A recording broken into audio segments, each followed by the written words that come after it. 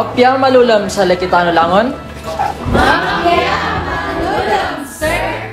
Inaalala po namin kayong makita. Mabuhay!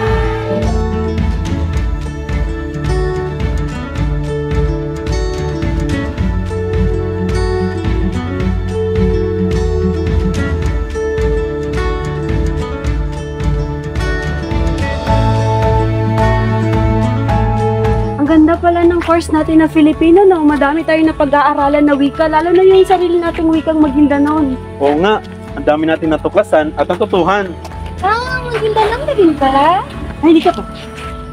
Para mapiyabo na tabungon ka sa guna? Ha?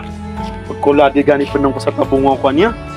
Ibo na. Diyasin ang sala kami. Tagandaw ka ba sa na Maguindanao? Tao sa laya ko. Ay, apet dun. Tao kami manggod sa ilod.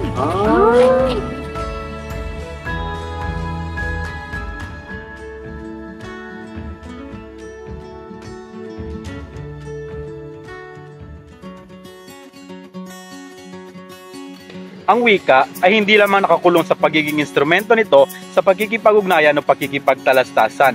Kabuhol at boses rin ito ng kultural na identidad at lipunang kinabibilangan. Assalamualaikum! Ako po si Brianny Talig. At ako naman po si Gary Landang. Tara, samahan niyo kaming maglakbay tungo sa mga kulay na mundo ng mga Maguindanaon. Ang salita Maguindanaon ay nangangahulugang People of the Floodplains. Sila ay kabilang sa 13 etno-lingwistikong grupo ng mga Moro sa Pilipinas na matatagpuan sa timog silangan ng Mindanao.